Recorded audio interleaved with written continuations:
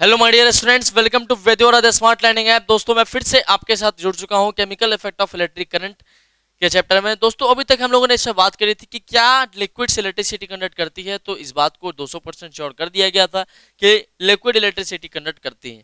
उसके बाद हम लोगों ने समझा था कि भाई अगर इलेक्ट्रिक बल्ब वाले एक्सपेरिमेंट में हम लोगों ने क्या समझा कि अगर बल्ब ग्लो हुआ तो इलेक्ट्रिक करंट वहां पे फ्लो हुआ, यानी कि इलेक्ट्रिसिटी कंडक्ट हुई।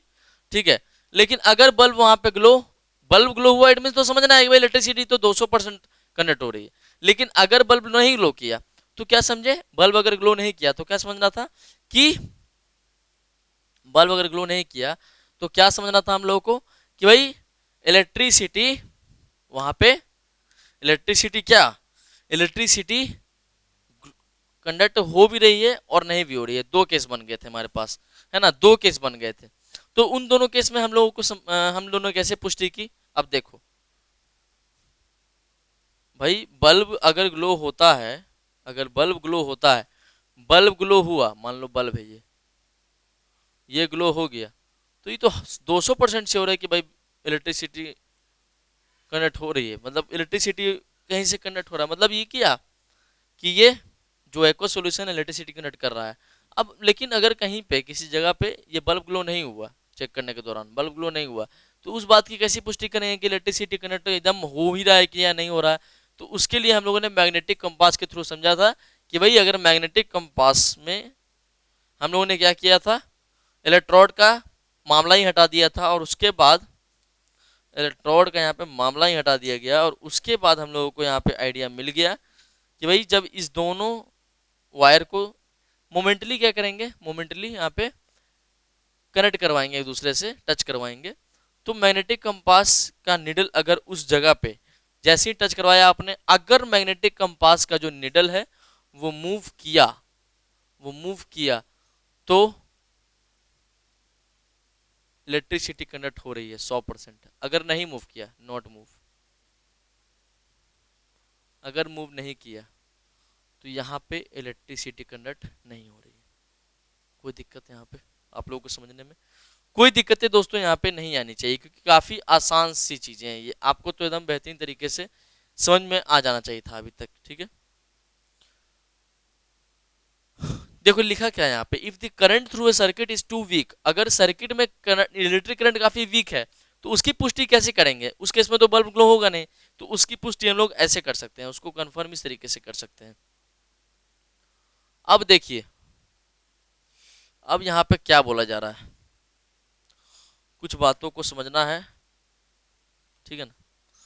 देखिए होता क्या है कि जो इलेक्ट्रिसिटी भी कंडक्ट होती है ना, वो आपके इलेक्ट्रिसिटी कंडक्ट होती है, जब हम लोग लिक्विड की बात करते हैं तो जो इलेक्ट्रिसिटी कंडक्ट हो रही है वो किस पानी में होती है, वो इम्प्योर वाटर में होती है। वो किस में होती है, इम्प्योर वाटर में इलेक्ट्रिसिटी कंडक्ट होती है। लेकिन इम्प्योर वाटर में होती है क्योंकि देखो इम्प्योर वाटर में क्या होता है, डिजोल्व आयंस होते हैं, मतलब कि जो आयंस होते हैं वो फ्रीली मूव कर रहे होते हैं। ठीक है ना, कोई दिक्कत वहां पे नहीं है क्योंकि सॉल्ट की मात्रा उसमें अच्छी खासी होती है। लेकिन अगर हम फ्रेश वाटर की बात करेंगे तो इलेक्ट्रिसिटी वहां पे कंडक्ट नहीं होगी, वहां पे इलेक्ट्रिसिटी कंडक्ट नहीं होगी, ये बात एकदम श्योर है। लेकिन मुझे तुम एक बात बताओ कि इलेक्ट्रिसिटी मतलब कि जो फ्रेश वाटर है वो है ही कितना, वो है ही कितना अर्थ पे, अगर है भी तो जिस हैबिटेट में हम लोग रह रहे हैं उन जगहों पे नहीं है। भाई ग्लेशियर का पानी है, भाई ग्लेशियर से आप काफी दूर हो, बहुत दूर हो आप, वहां से आ रही है नदी, आप ग्लेशियर से काफी दूर हो, तो वहां पे क्या है, फ्रेश वाटर है। क्या बच्चे, फ्रेश वाटर है, या फिर झरने का पानी, तो कितने लोग का घर झरने के आसपास होगा, ऐसा नहीं है ना। तो भाई फ्रेश वाटर से क्या है, फ्रेश वाटर से इलेक्ट्रिसिटी कंडक्ट वहां पे नहीं होती है। ठीक है, कोई दिक्कत यहाँ तक समझने में, इतनी ही बातें समझनी थी, ज्यादा नहीं।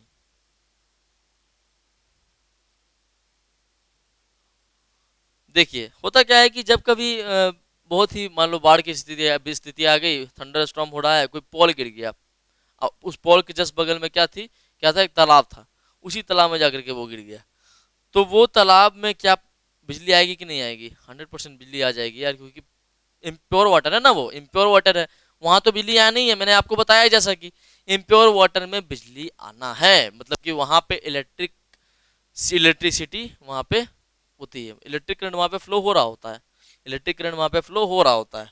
ठीक है, तो यहाँ पे ये जो वाटर है बच्चे, यहाँ पे ये जो वाटर है, मैंने आपको क्या बोला कि वो मैंने आपको क्या बोला, वो सब्सटेंस जो कि अपने थ्रू इलेक्ट्रिसिटी कंडक्ट हो जाने दे वो होता है कंडक्टर। तो यहाँ पे आप कह सकते हो कि जो वाटर है, जो वाटर है आपके पास, वो क्या है, कंडक्टर है। वो जो वाटर है आपके पास, ये भी तो कंडक्टर हुआ भाई। वाटर जो है वो भी तो कंडक्टर है। पीछे पिछले क्लासेस मैंने आपको बताया था, vinegar, lemon juice, aqua solution, वो सब क्या है बच्चे, वो सब कंडक्टर ही तो है। मैंने टेस्टर बताया, जो टेस्टर का मेटल जो इंड था वो कंडक्टर ही है। अरे मेटल है, वाटर है, ये सारा कुछ कंडक्टर में ही है, समझ गए। अगर बिजली शॉर्ट सर्किट हुआ कहीं पे, शॉर्ट सर्किट हुआ, तो पानी डालने से बेहतर है कि उस पे आप कोई कम्बल डाल दो, बहुत बढ़िया रहेगा वो, ठीक है ना। चलिए अब आगे समझते हैं। बीज पानी डालोगे तो उसमें वो तो ऑलरेडी पानी कंडक्टर ही है। चलिए अब आगे की बातें समझते हैं। इस सर्किट डायग्राम में देखिए दोस्तों, थोड़ा सा इलेक्ट्रोड को यहाँ मैंने समझाने की कोशिश की है। आई थिंक पिछले क्लासेस में शायद बहुत अच्छे तरीके से आपको नहीं बता पाया था, तो आपके सामने आज एक इलेक्ट्रोड का डायग्राम लेकर के आया हूँ। देखिए होता क्या है कि जैसे कि जो फ्री वायर्स होते हैं वो इस इलेक्ट्रोड में कनेक्टेड होते हैं, फ्री वायर्स होते हैं इस इलेक्ट्रोड में कनेक्टेड। उसके बाद ये जो इलेक्ट्रोड होता है किससे बना होता है, कार्बन से। और ये जो इलेक्ट्रोड होता है, इस पूरे को बोलेंगे फिर कार्बन रॉड, ठीक है ना, रॉड होता है ये। और जो मटेरियल यूज किया जाता है वो कार्बन यूज किया जाता है। कार्बन यूज करने का कारण, क्योंकि देखिए कार्बन ऐसा माना जाता है कि काफी हाई टेम्परेचर पे ये टिक जाता है। इसका जो काफी हाई टेम्परेचर पे टिक जाता है, ठीक है, कोई दिक्कत नहीं। चलिए उसके बाद यहाँ पे मेटल कैप, ठीक है ना, ये मेटल कैप।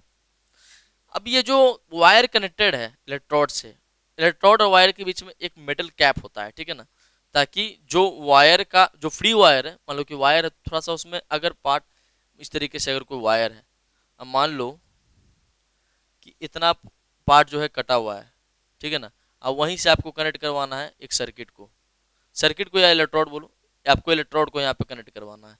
तो भाई जब यहाँ पे क्या है, उतना दूर तो मतलब वो कटा छिला है ना, तो उसी से बचने के लिए यहाँ पे मेटल कैप का यूज किया जाता है, ठीक है, ताकि कोई उसमें एक्सटर्नल फिनोमिना ना हो सके, ठीक है, कोई दिक्कत।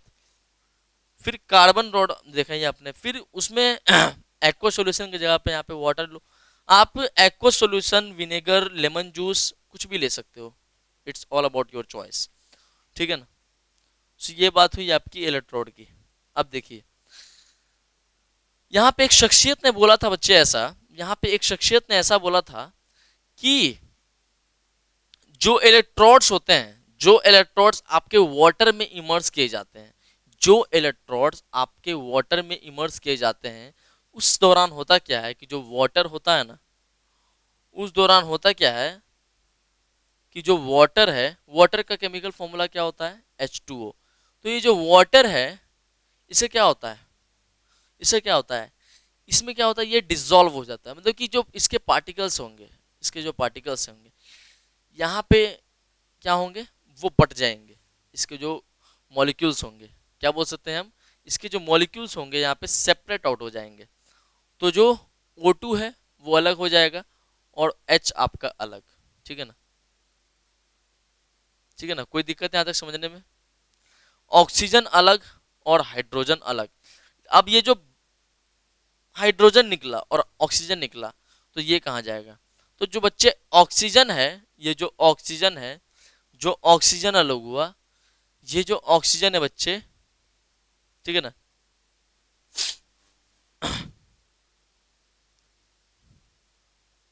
ये जो ऑक्सीजन है और ये जो हाइड्रोजन है, ऐसा माना जाता है कि जो O2 है वो आपके पॉजिटिव इलेक्ट्रोड, ठीक है ना, पॉजिटिव इलेक्ट्रोड आप आगे जाके पढ़ोगे एनोड, ठीक है ना, आप आगे जाके पढ़ोगे एनोड, ठीक है। देखो, और जो नेगेटिव होता है ये प्लस होता है, ठीक है ना, ये प्लस पे जाकर के बैठ जाएगा, यानी कि जो ऑक्सीजन है वो पॉजिटिव इलेक्ट्रोड के पास जाके बैठ जाएगा, और जो हाइड्रोजन है वो नेगेटिव के पास जाके बैठ जाएगा। ये हमारे विलियम निकलसन ने बताया था, विलियम निकलसन ने बताया था। किसी को कोई दिक्कत, ठीक है ना। इन्होंने क्या बोला, अब हमने जो स्टेटमेंट बताया आपको, अब इनके स्टेटमेंट समझते हैं। William Nicholson had shown that if electrode were immersed in water and current was passed. भाई वाटर से जब हम लोग क्या कर रहे हैं, वाटर में इलेक्ट्रोड इमर्स कर रहे हैं तो इलेक्ट्रिक करंट वहां से पास कराते हैं, बैटरी के दोनों टर्मिनल से वायर कनेक्ट करवाते हैं तो इलेक्ट्रिक करंट वहां से पास होता है। ठीक है, इन्होंने बोला कि जब इलेक्ट्रिक करंट पास करवाएंगे तो bubbles of oxygen and hydrogen were produce, तो ऑक्सीजन और हाइड्रोजन के बबल्स निकलेंगे। और मैंने इसमें एक बात आपको और बता दिया कि ये जो ऑक्सीजन होगा ये पॉजिटिव इलेक्ट्रोड के साथ चला जाएगा और ये जो हाइड्रोजन होगा ये नेगेटिव इलेक्ट्रोड के साथ चला जाएगा। इसको आप आगे पढ़ोगे आगे के क्लासेस में तो आपको इसका मतलब समझ में आएगा एनोड, और ये समझ में आएगा आपको आएगा कैथोड। ठीक है, और इन्हीं दोनों के बीच में आपका इलेक्ट्रिक करंट क्या होगा, फ्लो होगा। फ्लो ऑफ इलेक्ट्रिक करंट इन्हीं दोनों के अराउंड होगा। अगर एनोड यहाँ है, ए इधर, सी इधर, तो कुछ इस डायरेक्शन में ये भागेगा। इलेक्ट्रिक करंट में भाई इलेक्ट्रॉन होता है ना, तो इलेक्ट्रॉन के फ्रीली मूवमेंट से ही तो इलेक्ट्रिक करंट प्रोड्यूस होता है। यहाँ तक की बातें आप लोगों को हुई क्लियर? ठीक है, यहाँ तक की बातें आप लोगों को हो गई क्लियर। सो स्टूडेंट्स, अगर यहाँ तक की बातें क्लियर हैं तो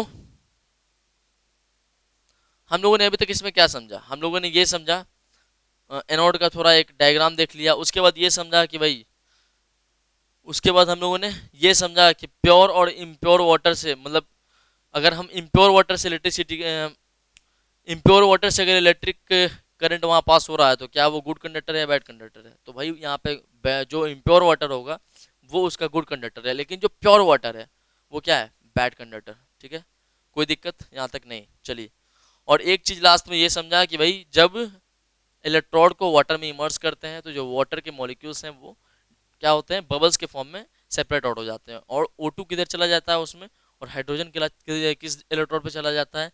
ये बातें भी आपको क्लियर हो गई थी। ठीक है, सो इसकी बात करेंगे हम लोग फिर नेक्स्ट क्लास में। तब तक के लिए आप लोग इसको समझिए, और तब तक के लिए थैंक यू सो मच।